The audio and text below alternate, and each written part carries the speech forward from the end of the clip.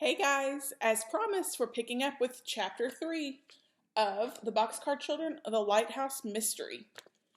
Chapter 3, Cement for a Project. Jessie boiled a dozen eggs and a dozen potatoes. She put them in the refrigerator. By noon, she had made an enormous potato salad. She had bought rolls and butter and a cherry pie. "Let's eat lunch on the rocks," she said. "It's too hot in the lighthouse. You carry the salad, Henry, and Benny, you carry the cherry pie and the knife." They found a fine seat for Grandfather that just fitted him. "Really, this is an easy chair," he said, "made out of rocks." The other seats were not so easy. The rocks were sharp. The table was not very flat either. "I have an idea," shouted Benny suddenly. "Let's find stones and make 5 easy chairs. Then build up the table with a flat stone. And then get some cement and fill in the cracks." "A wonderful idea, Ben," said Henry. "A small bag of cement would be enough. We've got plenty of sand." "I saw a place where they had cement," said Violet. "Some men were building a driveway." "Where?" asked Benny. "Well, don't you remember when we came from Aunt Jane's, there was a big new gas station where some men were building a driveway?" "I remember it," said Mr. Alden. "It was right beside a little fish market." "Let's go the minute lunch is over," said Benny. "Lunch is over for me right now," said Mr. Alden. He ate the last of his cherry pie. "The ocean will wash away the crumbs." Jessie and Henry picked up all the dishes and washed them in the sea. Then Henry backed the car out, and they all went down to the little fish market. Sure enough, the men were at work on the driveway. Bags of cement were lying around. "Where can we buy some cement?" asked Henry, stopping the car. He put his head out of the window. "How much do you want?" asked the man who was the foreman. "Well, we want to make some seats and a table down on the rocks by the lighthouse. How much do you think we would need?" "Take this small bag," said the foreman. "Bring back what you don't want." Henry said, "Is it 3 parts of sand to 1 part of cement?" "That's exactly right," said the foreman. "You can borrow this tool if you want." "That's neat," said Benny. "Wish I could come and help you," said the man, smiling. He looked at the laughing family. They all laughed again. Henry lifted the bag into the car, and Benny took the hoe. "I'll put the cement on Violet's feet," said Henry, but he was joking.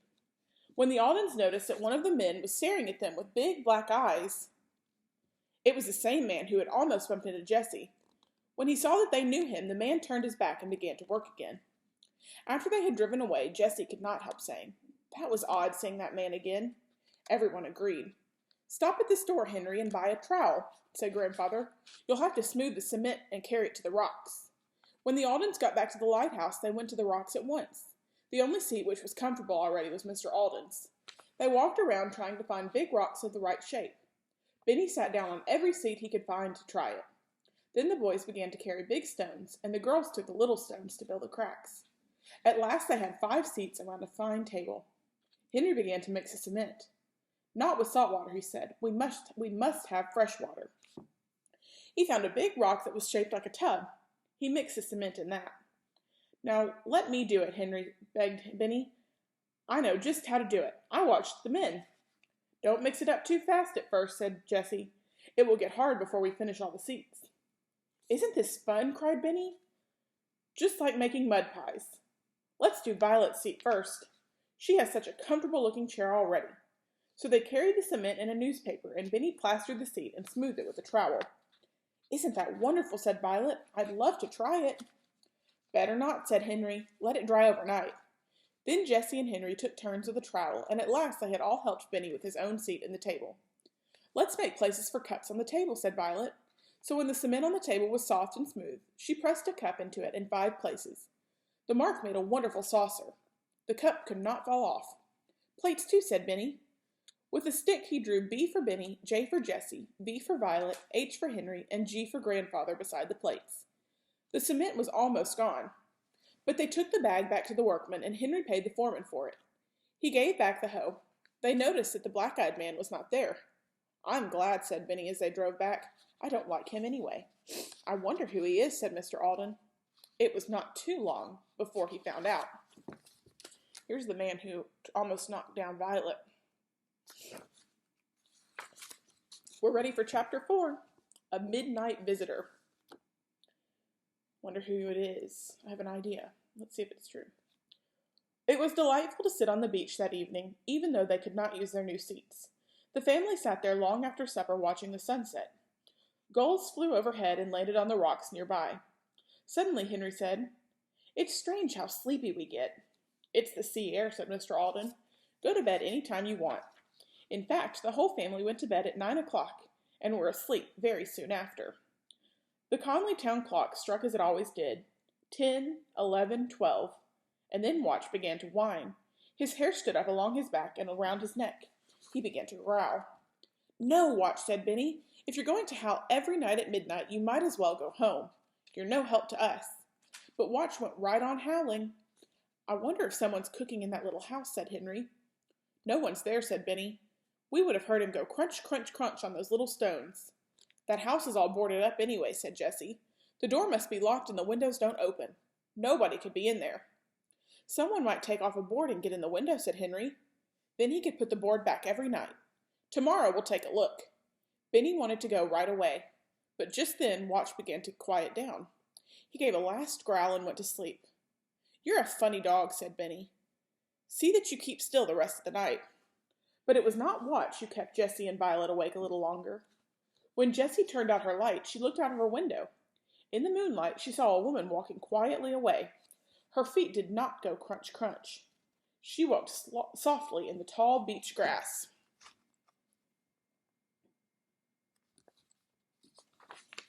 Jessie called quietly to Violet. She came and looked out too. "A woman," she whispered. "What do you suppose she's doing here?" "She's going away at least," answered Jessie. "We certainly don't need to get Benny down again, and Watch is quiet. Look, Violet, she's hiding behind those bushes before she goes up the street." The street was empty. The stores were dark. Very soon the woman went quietly up the road and out of sight. The two girls went back to bed and fell asleep. About dawn, Watch growled softly. But everyone was sleeping deeply. No one awoke. In the morning, Jessie called everyone to breakfast out on the rocks. "I know my place," said Benny, "on account of the bee." When everyone had eaten, the girls told their strange story about the woman. Mr. Alden said, "I think we had better look that little house over. Everyone can help. Try each board to see if it's loose." The Aldens began with the front windows and found everything tight. The door was locked. There was no loose window board. Watch trotted along quietly and did not bark. "It's funny," said Jessie, "that Watch doesn't bark." "Maybe there's nothing for him to bark at now," said Mr. Alden. "Certainly this house is shut tight." "Hey, look at this," said Henry suddenly. He caught a sheet of paper that was blowing down to the sand. The paper was marked with little squares. There were numbers and strange letters in each. Sometimes there were question marks. "That doesn't mean a thing to me," said Jessie. "Me either," said Henry. "But I think somebody is pretty clever. It looks like college science work, but I don't understand it. It's not in my studies so far. Have we met a character who really liked science and was carrying around a book about college science?" "Just as if someone were testing something," said Violet slowly. "Like an experiment." "Exactly," cried Henry. He smiled at his little sister. "But how does it fit in with cooking smells and you're seeing a woman at night?" "Keep that paper, Henry," said Mr. Alden as they went back to the rocks. Just then Violet spoke of the shells. "The beach is covered with them," cried Benny. He jumped off the rocks to the sand. "I know this one. It's a clam shell. And this one is a scallop shell." "That's a strange one," said Jessie. "It has 5 toes." "That's a cat's paw," said Mr. Alden. "See how many kinds we can find." Mr. Alden knew all about shells, as well as about birds and flowers. They found a snail shell, a slipper shell, and gold and silver colored shells. In all, they found 14 different kinds. "There's plenty of seaweed here too," Benny said, "but who would want to collect that? Maybe that crossboy would find it interesting." "This makes me think of Blue Bay," said Violet, smiling. "We ate out of shells there. But this is safer for swimming than Blue Bay," said Henry. "No sharks here." Jessie said slowly, "It's too bad we don't have swimsuits. I suppose 4 new suits would cost too much." "No," said her grandfather. "You need new ones anyway, and you mustn't be on the beach and not go swimming." "Maybe Mr. Howell has some suits," Jessie went on. "He has almost everything." She smiled to think of suits and groceries and everything else mixed together in the little store. They put their shells on the rock table and walked over to the store. No, said Mr. Hall, I haven't any swimsuits, but there is a lady down the street who sells hats. She has suits, too. You'll see the sign as you go out. Benny said, I saw the sign when I came in. It says hats. And that's where we go to buy bathing suits? That's funny. Well, said Mr. Hall with a laugh, my sign says groceries, and people come here to buy paint and wallpaper. They went out of the store and down the street. The dock was nearby, and Benny pulled Henry over to see the boats. Look at that one, he said. She's a beauty. Her name is Sea Cook, too. Henry said, I guess a boat like that isn't too big for one man to run. You're right, Benny. She is a beauty. Just then, Jessie and Violet called to the boys. The girls were more interested in suits than boats. The boys saw Grandfather waiting with the girls.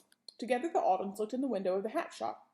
There were beautiful summer hats in the window, and one suit. It was blue. There's your suit, Jessie, if it fits, said Henry. Of course, Ben wants red. Right, said Benny. Red is my color. The lady in the hat shop smiled to see the whole family coming in. She said her name was Mrs. Ross. Suddenly Henry looked out of the window.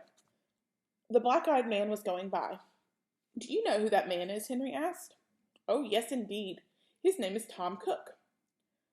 What does he do for a living? Asked Mr. Alden. He's really a fisherman, but sometimes the fishing is poor, so he works on odd jobs. They say he has made a fortune selling lobsters and renting houses to the summer people. He doesn't look it, does he? Said Henry. He saves his money, said Mrs. Ross. He won't spend a cent. He has a fine boat, and he won't let his son use it. And his son is no little boy. He's 17 years old already. An idea hit Benny, but he didn't say anything aloud. The man was Mr. Cook. That beautiful boat was a Sea Cook, too. It must be the black-eyed man's boat. Henry was thinking, too. That first day they had met Mr. Hall and rented the Lighthouse. Hadn't he said a man named Cook had bought the summer kitchen? Maybe there was another clue. Too bad, said Jessie. Yes, it's too bad. The boy does use it, though. People say that he's always taking that boat out after dark. They say he has some fancy idea in his head. Nobody knows what it is. He always comes back carrying something. Sometimes it's a small thing like a jar, and sometimes a great big thing like a barrel. At least that's what I'm told. I wonder what it is, said Benny. I haven't the least idea, said Mrs. Ross. He goes way out of sight. His father doesn't know he takes the boat. Though how the boy has kept him from finding out, I just don't know. I bet someday he's going to find out, said Benny. Then there will be trouble. Trouble, cried Mrs. Ross. There's enough trouble already in that house between Mr. Cook and his son. The mother stands up for the boy. The father will hardly speak to his own son. Why? Asked Mr. Alden. Well, you see, this boy is very smart. He finished high school at 16. He's been just hanging around ever since. His father won't let him work. Too proud. And the boy wants to go away to college. His father won't let him. Oh my, said Benny. That's the cross boy we saw in the store. And the cross man with the black eye is his father. That explains a lot, doesn't it, Grandfather? Yes, Benny. Those two will always be in trouble unless we do something about it. Did you say we? Asked Henry in surprise. Yes, we, answered Mr. Alden with a smile. Let's see, do we have time for one more chapter today? I think we can get one more in today. We'll go ahead and read chapter 5, Little House with a Secret. I wonder if that's the house next to the lighthouse. The Aldens went right back to their lighthouse with the new suits. They put them on at once and went out to their own little white beach. Be careful now, said Mr. Alden. You don't know this beach, and you must find out how deep the water is. Mr. Hall says it's very deep on the other side of the lighthouse, said Henry. But it is not over your head on this side. I asked him. I like it deep, said Benny, swimming away. Every one of the Aldens could swim very well. Henry and Jessie could dive, but this was no place to dive. It was too rocky. The water was cool, but the day was hot.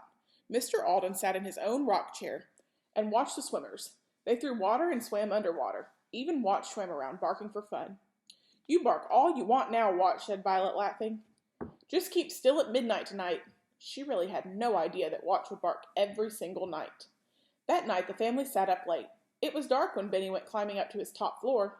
He put on light blue pajamas and went out on his little lookout. He sat down in a beach chair. Benny did not know that he showed up plainly in the moonlight in his light pajamas. He was looking at the stars. They looked very bright here because there were no street lights. Then one star moved. Soon Benny knew that it was not a star, but a light on a boat. The boat was coming in. Suddenly the boat stopped and turned around and went out to sea again. Well, well, thought Benny. Whoever he is, he's changed his mind. Ideas began to spin around in Benny's head. He remembered what Mrs. Ross in the hat shop had said. He thought about seeing the sea cook at the dock. Then next he thought, I wonder if he saw me from his boat. I bet he did. I bet it's our cook boy with his father's boat. That boat is certainly a beauty. Benny jumped up to turn out his light. He put on a dark coat and watched at the window. Very soon the boat turned around again and came into the dock not far from the lighthouse. It looked like a man who jumped out, but Benny knew that the cook boy was as big as a man. Benny watched him as he went over his boat. He took out a pail. A pail at this time, thought Benny. I do wonder what's in it. But he didn't find out. The boy looked all around. The whole town had gone to bed. The boy took the pail and disappeared up the street. Benny went to bed. If he had watched a little longer, he would have seen more, but he was soon asleep. At midnight, Watch began to bark. Oh, my Watch, cried Jessie. I guess you're going to bark every night, but you'll stop in about 10 minutes, so bark away. That is just what the dog did. He barked and howled for 10 minutes, and then he went back to sleep. Violet said, You're just like a baby, Watch. You wake us up every night crying. Several hours later, Watch growled softly, but nobody heard. For the next few days, no one was surprised to hear Watch bark during the night. No one got up. They knew Watch would bark for about 10 minutes, and then he would stop. But one morning, Henry said, I don't like it, just the same, he frowned. The dog must hear something. The girls said that they had seen the woman again, going away very quietly. She had a bag in her hand. Henry said, I'm going to find out why that woman comes here. I'm going to hunt all over this point of land. We'll help you, said Jessie. On the other side of the lighthouse, behind the little summer kitchen, there were enormous rocks. The land went downhill to the water. The young Aldens hunted over every inch of land to find some way to get into the house. They found nothing. Then Henry said, Let's look at those boards nailed over the windows. There must be a crack somewhere. Maybe we can see in. They all looked up at the windows. Do you see that board high up? Asked Jessie, pointing. There's a big crack there, but it's too high to see through. Good for you, Jess, said Henry. I see what you mean. I'm not tall enough, but Benny will be. What do you mean? Asked Violet, laughing a little. You're much taller than Benny. Well, Ben, said Henry, laughing too. I'll bend over and you stand on my back and look through the crack. Oh boy, said Benny. He climbed up on Henry's back like a monkey and stood up.